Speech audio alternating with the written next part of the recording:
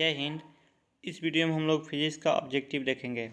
आप लोग जानते हैं कि एग्ज़ाम नज़दीक आ गया है और ऑब्जेक्टिव पर ध्यान देना बहुत ज़रूरी है। चलिए हम लोग देखते हैं ऑब्जेक्टिव इस वीडियो में। तो क्वेश्चन नंबर 1 कह रहा है कि प्लांक नियतांक की विमा होती है। प्लांक नियतांक की विमा ml/t-1। ऑप्शन ए सही होगा। यहाँ पे देखिए 2 नंबर क्वेश्चन देना चाहिए लेकिन लिख दिया है 3, तो यहाँ पे हम 2 बनाते हैं। 2 नंबर क्वेश्चन कर रहा है नाभिक का घनत्व लगभग होता है। तो नाभिक का घनत्व जो होगा 2.29 × 10⁻17 किलोग्राम प्रति मीटर क्यूब होगा। ऑप्शन सी सही होगा। एप्सिलॉन नॉट का मात्रक होता है। तो एप्सिलॉन नॉट का मात्रक जो होता है फैराडे प्रति मीटर। ये हम लोग का 3 क्वेश्चन हो गया। आगे देखिए, आगे जो है हम लोग का क्वेश्चन 4 नंबर कह रहा है निम्नलिखित में हाइड्रोजन स्पेक्ट्रम में कौन सी श्रेणी दृश्य भाग में पाई जाती है। तो जो दृश्य भाग में पाई जाती है हाइड्रोजन स्पेक्ट्रम में, वो आपका बामर श्रेणी होता है। ऑप्शन बी होगा। अगला देखिए 5 नंबर क्वेश्चन कह रहा है तरंग दैर्ध्य वाले फोटोन की ऊर्जा होगी। तो फोटोन की ऊर्जा होती है hc/λ। ऑप्शन बी सही होगा। देखिए 6 नंबर क्वेश्चन कह रहा है पी टाइप के अर्धचालक में मुख्य धारा वाहक होता है। तो पी टाइप में होल जो होता है मुख्य धारा वाहक होता है, यानी कि ऑप्शन बी सही होगा। आगे देखिए, आगे जो हम लोग का क्वेश्चन है 7 नंबर कह रहा है प्रकाशीय पथ बराबर होता है। तो प्रकाशीय पथ जो बराबर होगा वो अपवर्तनांक और पथ के लंबाई के गुणनफल के। ऑप्शन ए सही होगा। अगला जो क्वेश्चन है दीर्घ दृष्टि दोष दूर करने के लिए उपयोग में लाया जाता है। तो दीर्घ दृष्टि दोष या दूर दृष्टि दोष को दूर करने के लिए उत्तल लेंस का प्रयोग किया जाता है, यानी कि ऑप्शन बी सही होगा। सबसे ज़्यादा कन्फ्यूजन होता है, तो याद रखिए निकट दृष्टि दोष को दूर करने के लिए अवतल लेंस का प्रयोग किया जाता है। दूर या दीर्घ दृष्टि दोष को दूर करने के लिए उत्तल लेंस का। चरा दृष्टि दोष को दूर करने के लिए बेलनाकार लेंस का, नहीं बाइफोकल लेंस का। और अबिंदुकता को दूर करने के लिए बेलनाकार लेंस। तो ये ऑप्शन याद रखिएगा। आगे देखिए हम लोग 9 नंबर देखते हैं इलेक्ट्रॉन वोल्ट मात्रक होता है। तो इलेक्ट्रॉन वोल्ट जो मात्रक किसका होता है, तो ऊर्जा का। पिछले वीडियो में भी ये क्वेश्चन था, तो ऑप्शन नंबर ये डी ऑप्शन होगा। देखिए आगे जो क्वेश्चन है वो है आपका 10 नंबर। तो 10 नंबर क्वेश्चन है पृथ्वी का पृष्ठीय आवेश घनत्व होता है। तो पृथ्वी का पृष्ठीय आवेश घनत्व जो होता है -10⁻⁹ होता है, यानी कि ऑप्शन बी सही होगा। आगे देखिए विद्युतीकरण की निश्चित पहचान होती है। तो विद्युतीकरण की निश्चित पहचान जो होती है वो होती है आपका विकर्षण द्वारा, यानी कि ऑप्शन सी होगा। अगला देखिए 12 नंबर क्वेश्चन कह रहा है कि निश्चित दूरी पर रखे 2 आवेशों के बीच हवा में बल F है। 2 आवेश है जो कि निश्चित दूरी पर रखा गया है और हवा में उसका बल F है। यदि हवा के बदले परावैद्युतांक यहाँ पे होना चाहिए, परावैद्युतांक के वाला माध्यम रखा जाए तो बल होगा, तो बल जो होगा वो होगा F/k, यानी कि ऑप्शन बी होगा। अगला देखिए, अगला जो है 13 नंबर क्वेश्चन है वो कह रहा है 13 नंबर कि विभवांतर की विमा होती है। विमा यानी कि विमीय सूत्र। तो विभवांतर की जो विमा होती है वो ml/t-3 होता है, यानी कि डी ऑप्शन होगा। 14 नंबर देखिए वायु में इकाई धन आवेश से निकलने वाला फ्लक्स होता है। वायु में इकाई धन आवेश से निकलने वाला फ्लक्स होता है, तो वो होता है आपका 1/ε0 होता है।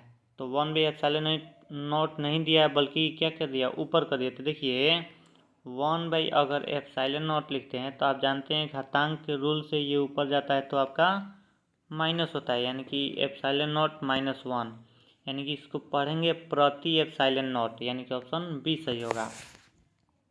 आगे क्वेश्चन देखिए, आगे जो क्वेश्चन है वो 15 नंबर क्वेश्चन है। 15 नंबर कह रहा है कि विद्युतीय द्विध्रुव P को सामान्य विद्युतीय क्षेत्र E में रखा जाता है, तो अधिकतम बल आघूर्ण के लिए कोण होगा। अधिकतम बल आघूर्ण के लिए जो कोण होगा वो 90 डिग्री होगा। आगे देखिए कि चालक की लंबाई आधी कर जाती है तो इसकी चालकता होगी। चालक की लंबाई को आधा कर दिया जाता है तो इसकी चालकता जो होगी वो आपका उसमें कोई परिवर्तन नहीं होगा।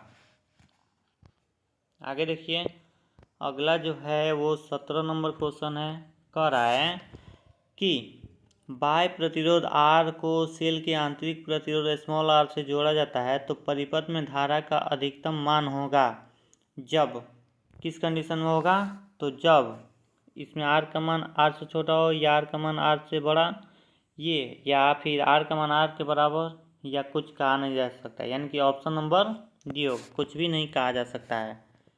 अगला देखिए, विभवमापी का उपयोग किया जाता है। तो विभवमापी का उपयोग जो किया जाता है वो विभव मापने के लिए किया जाता है, धारा मापने के लिए कि प्रतिरोध मापने के लिए, तो इनमें से कोई नहीं, ऑप्शन जो होगा डी होगा। विभवमापी का जो उपयोग किया जाता है तो उच्च विभवांतर को मापने के लिए किया जाता है, उच्च धारा को मापने के लिए, तो ये इसमें ऑप्शन नहीं दिया, इसलिए कोई ऑप्शन नहीं होगा। अगला देखिए, अगला जो है 19 नंबर, किसी चालक का प्रतिरोध ताप बढ़ने पर, तो किसी चालक का प्रतिरोध ताप बढ़ने पर बढ़ता है और ताप घटने से उसका घटता है, ऑप्शन ए सही होगा।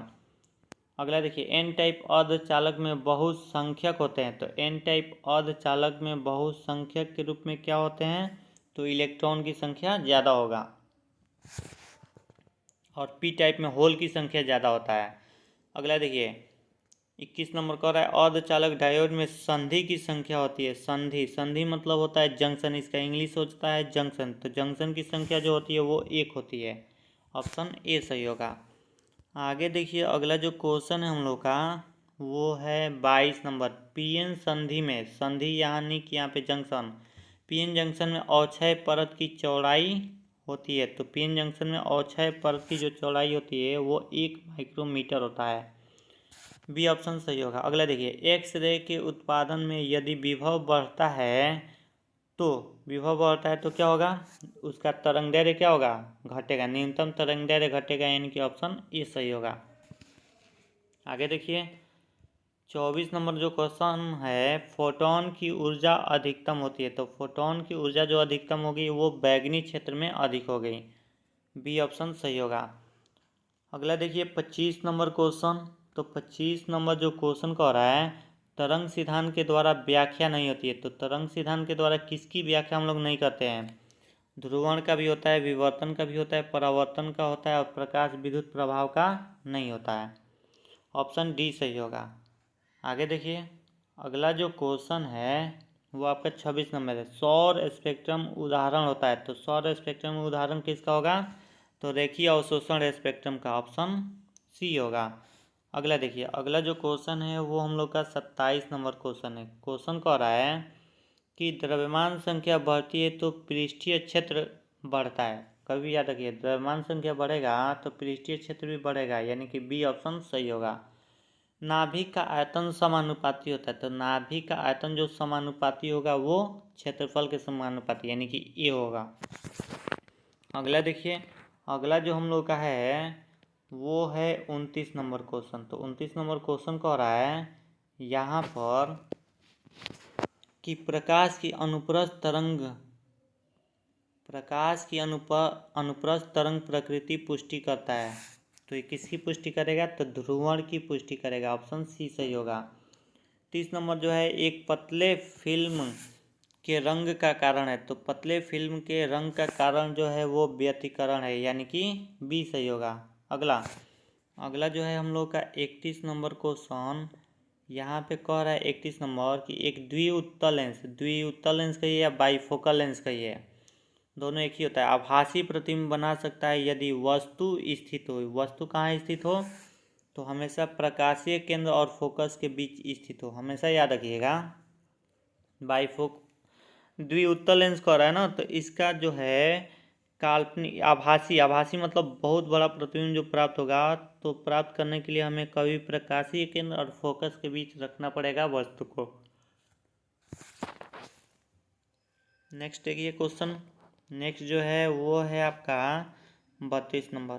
तो 32 नंबर जो क्वेश्चन कह रहा है वो प्रकाश की तरंग गति सिद्धांत के अनुसार प्रकाश के वर्ण निर्णायक है। तो वर्ण मतलब यहाँ पे क्या होगा, रंगों का निर्णायक। तो रंग किसके कारण होता है, तो रंग जो होता है वो होता है आवृत्ति के कारण, यानी कि ऑप्शन सी सही होगा। अगला 33 नंबर जो क्वेश्चन कह रहा है उसके बारे में हम लोग देखते हैं क्या कह रहा है 33 नंबर। तो 33 नंबर क्वेश्चन कह रहा है कि निम्नलिखित में से किस दर्पण द्वारा वस्तु का आभासी प्रतिबिंब प्राप्त किया जा सकता है। किस दर्पण द्वारा आभासी प्रतिबिंब प्राप्त कर सकते हैं। आभासी यानी कि काल्पनिक, तो किस दर्पण द्वारा इसमें प्राप्त किया जाता है बताइए। तो केवल समतल द्वारा, इसके द्वारा भी होता है क्योंकि समतल द्वारा हमेशा काल्पनिक बनता है। अवतल दर्पण द्वारा एक ही ऑप्शन में आता है, यानी कि ऑप्शन ई, यानी कि 6 बार प्रतिबिंब का निर्माण पढ़े होंगे। तो छठा जो लास्ट वाला है, जब वस्तु को ध्रुव और फोकस के बीच रखा जाता है तो उस स्थिति में जो प्रतिबिंब बनेगा वो दर्पण के पीछे और काल्पनिक होता है, यानी कि अवतल दर्पण भी होगा और उत्तल दर्पण में तो बनता ही, यानी कि इनमें से ऑप्शन जो होगा तीनों सही होगा, यानी कि ऑप्शन नंबर डी है। अगला देखिए 34 नंबर कर है, एक स्वस्थ व्यक्ति के लिए स्पष्ट दृष्टि की न्यूनतम दूरी जो होती है 25 cm, ये तो आप लोग पहले से जानते हैं, तो बी नंबर ऑप्शन सही होगा। आगे देखिए 35 नंबर क्वेश्चन। 35 नंबर जो क्वेश्चन कह रहा है कि यदि प्रकाश की तरंगदैर्घ्य लैम्डा तथा प्रकीर्णित प्रकाश की तीव्रता आई हो तो इनमें से बताइए क्या सही होगा। आई समानुपाती लैम्डा, आई समानुपाती लैम्डा स्क्वायर, या फिर आई समानुपाती 1/λ² या आई समानुपाती 1/λ⁴। तो इसमें से ऑप्शन कौन सा सही होगा, गेस कीजिए जल्दी से। नहीं बता पाए, चलिए हम बताते हैं। तो ऑप्शन नंबर बी सही होगा, आई समानुपाती λ²। अगला देखिए क्वेश्चन कह रहा है, अगला क्वेश्चन हम लोग का 36 नंबर, विनाशी व्यतिकरण के लिए पथांतर होना चाहिए। तो विनाशी व्यतिकरण के लिए पथांतर जो होता है 2n+1 × λ/2, ऑप्शन बी सही होगा। 37 नंबर जो क्वेश्चन है वो कह रहा है कि द्विप्रिज्म के कोण को बढ़ाने से प्रिज्म की चौड़ाई, द्विप्रिज्म के कोण को अगर बढ़ाते हैं तो प्रिज्म की चौड़ाई जो होती है वो क्या होगी, घटेगी, ऑप्शन बी सही होगा। स्वप्रेरकत्व का मात्रक होता है, तो स्वप्रेरकत्व का मात्रक क्या होता है जी, बोलिए इसमें ऑप्शन बोलिए। हेनरी होता है, हेनरी, सी सही होगा। आगे क्वेश्चन देखते हैं हम लोग 39 नंबर जो क्वेश्चन कह रहा है, तप्त तार एमीटर मापता है। तो तप्त तार एमीटर क्या मापता है आपका, इसमें बोलिए। तप्त तार एमीटर इसमें आपका क्या मापता है। तो तप्त तार एमीटर जो मापता है वो आपका मूल औसत वर्ग मान, यानी कि सी नंबर ऑप्शन सही होगा। अगला देखिए 40 नंबर क्वेश्चन कह रहा है, निर्वात में विद्युत चुंबकीय तरंगों की चाल निम्न समीकरण से प्राप्त होती है। निर्वात में विद्युत चुंबकीय तरंगों की चाल जो होती है किसके द्वारा, इसमें किस समीकरण के द्वारा प्राप्त होती है, ठीक। इनमें से कौन सा ऑप्शन सही होगा, तो ऑप्शन जो होगा वो बी नंबर सही होगा, यानी कि C = 1/μ0 × ε0। अगला देखिए, अगला जो है हम लोग पढ़ेंगे 41 नंबर क्वेश्चन। तो 41 नंबर जो क्वेश्चन कह रहा है कि प्रत्यावर्ती धारा परिपथ में अनुनाद की अवस्था में धारा तथा विद्युतवाहक बल के बीच कलांतर होता है। अवस्था में धारा तथा विद्युतवाहक बल के बीच के कलांतर होता है, तो कलांतर जो होता है वो होता है 0, ऑप्शन डी सही होगा। अगला देखिए 42 नंबर क्वेश्चन।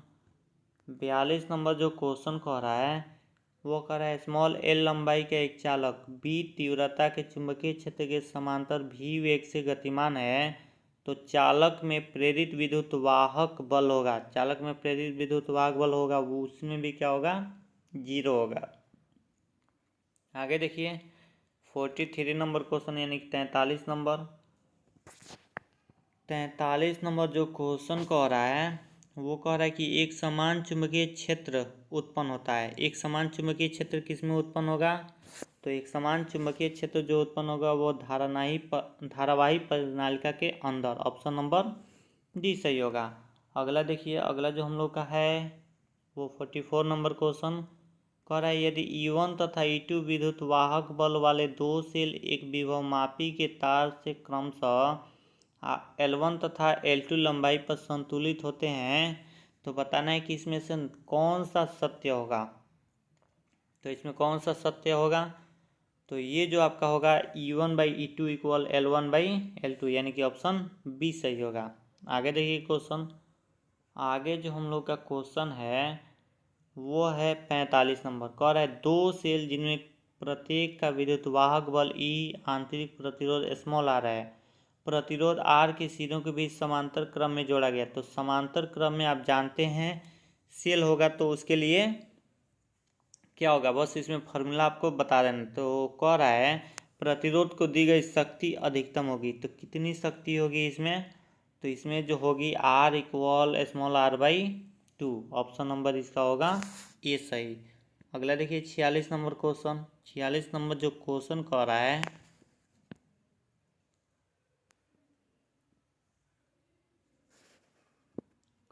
एक वृत्ताकार कुंडली में तार के 500 फेरे हैं और उसकी त्रिज्या 5 cm है। तो इस कुंडली के स्वप्रेरकत्व का मान होगा। इस कुंडली के स्वप्रेरकत्व का मान बोलिए कितना होगा, तो 25 मिली हेनरी। यानी कि इसमें ऑप्शन आपका जो सही होगा वो आपका डी नंबर सही होगा। अगला देखिए परावैद्युतांक शक्ति का विमीय सूत्र होता है। तो परावैद्युतांक शक्ति का विमीय सूत्र mLT3A-1, यानी कि ऑप्शन सी सही होगा। आगे देखिए अगला जो है हम लोग का 48 नंबर न्यूमेरिकल है। कह रहा है कि एक वृत्तीय द्विध्रुव विपरीत आवेशों से बने जिनके परिमाण कह रहा है कि 3.2 गुण है 10⁻19 कूलम्ब और -3.2 गुण 10⁻19 कूलम्ब है और उनके बीच की दूरी 2.4 गुण 10⁻10 मीटर है। तो विद्युतीय द्विध्रुव आघूर्ण होगा। तो इसका अगर सॉल्व करेंगे तो आपका आंसर जो आएगा वो आएगा 7.6 गुणा 10⁻−29 कूलम, यानी कि ऑप्शन नंबर बी सही होगा। आगे देखिए 49 नंबर कह रहा है विद्युत आवेश का क्वांटम ESU मात्रक में होता है। ESU मात्रक में विद्युत आवेश का क्वांटम कितना होता है बोलिए, तो ये होता है 4.78 गुणा 10⁻10। आगे देखिए हम लोग अगला देखेंगे वो है आपका 50 नंबर क्वेश्चन। 50 नंबर कह रहा है यदि गोले पर आवेश 10 माइक्रोकूलम्ब हो तो उसकी सतह पर विद्युतीय फ्लक्स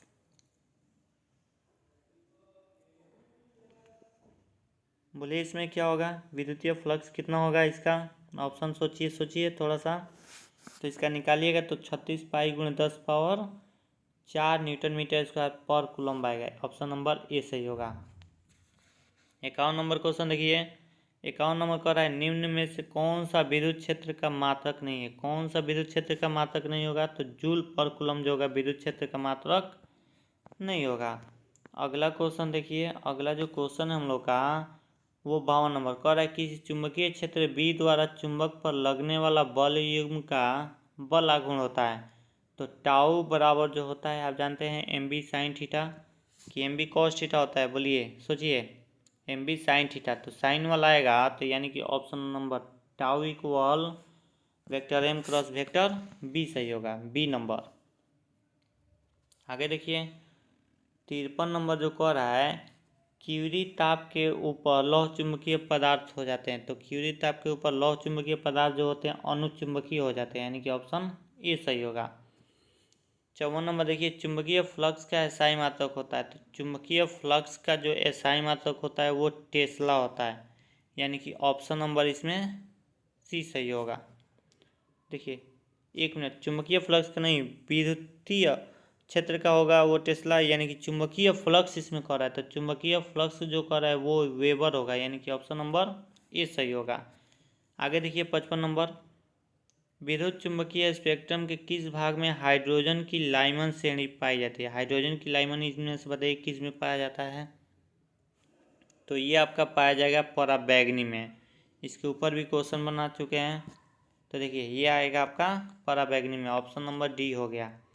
56 नंबर क्वेश्चन देखिए नॉर गेट के लिए बुलियन व्यंजक होता है। नॉर गेट, ये देखिए सबसे इम्पोर्टेंट टॉपिक, नॉर गेट के लिए इसमें बुलियन व्यंजक क्या होगा बोलिए, तो ये होगा y इक्वल, ये उल्टा लिख दिया है, y इक्वल होता है a+b का बार, यानी कि ऑप्शन नंबर डी सही होगा। अगला देखिए टीवी प्रसारण के लिए आवृत्ति परास होगा। टीवी प्रसारण के लिए किस आवृत्ति परास का उपयोग होता है? तो ये याद रखिएगा, सी नंबर 30 मेगाहर्ट्ज से 300 मेगाहर्ट्ज, यानी कि एम में होता है टीवी के लिए, याद रखिएगा। इसमें देखिए कह रहा है 58 नंबर क्वेश्चन कि थोरियम 230 के एक परमाणु में न्यूट्रॉनों की संख्या होती है। तो एक परमाणु में इसमें न्यूट्रॉनों की संख्या निकालिए। तो न्यूट्रॉनों की संख्या निकालने के लिए हम लोग क्या करते हैं, द्रव्यमान संख्या में से, यहाँ पे देखिए द्रव्यमान संख्या में से हम लोग परमाणु संख्या घटा देंगे। तो घटा दीजिए, तो ये 0 हो जाएगा, 23 में से 9 हो जाएगा 14, यानी कि आपका 140 आ जाएगा। तो ऑप्शन जो सही होगा वो बी नंबर सही होगा। आगे देखिए, पी टाइप के अर्धचालक में आवेश वाहक होते हैं। तो पी टाइप में कह रहा है, तो पी टाइप में जो होता है आवेश वाहक कौन होता है? तो वो होता है बीवर, यानी कि ऑप्शन नंबर बी सही होगा। आगे देखिए, इसमें कह रहा है 60 नंबर, निम्नांकित में सही अंकीय संचार का उदाहरण नहीं है। सही अंकीय संचार का उदाहरण इसमें से कौन नहीं है? तो ये आपका टेलीविज़न हो जाएगा। सही अंकीय संचार का उदाहरण नहीं है टेलीविज़न।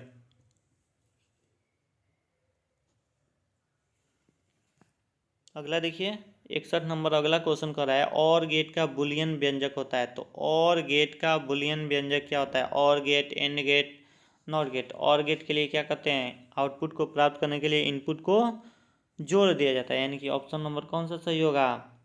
ये सही होगा। अगला देखिए, परमाणु का आकार होता है, 62 नंबर जो क्वेश्चन है, परमाणु का आकार होता है वो 10⁻10 मीटर, यानी कि ऑप्शन नंबर सी सही होगा। अगला जो हम लोग का क्वेश्चन है वो कह रहा है 63 नंबर, कह रहा है कि निम्नलिखित में कौन सा कण अस्थायी है? कौन इसमें कण अस्थायी है बताइए? तो वो जो है न्यूट्रॉन है। न्यूट्रॉन जो है अस्थायी होता है। अगला क्वेश्चन देखिए, अगला जो क्वेश्चन है वो हम लोग का 64 नंबर है। कह रहा है 64 नंबर क्वेश्चन की 3 आवेश, 1 माइक्रोकूलम, 2 माइक्रोकूलम और 3 माइक्रोकूलम को 10 एम भुजा वाले समबाहु त्रिभुज के कोने पर रखा जाता है। तो कह रहा है सी बिंदु पर परिणामी बल कितना होगा? यहाँ पर त्रिभुज बना दीजिएगा। तो त्रिभुज बना दीजिएगा और बारी बारी से तीनों को रख दीजिएगा। 1 हो जाएगा, 2 होगा, 3 होगा, यानी कि इसी पे आपको निकालना है। आपको इस पे निकालना है कि कितना होगा। तो इसका मान कितना होगा बताइए, इसका निकालिएगा।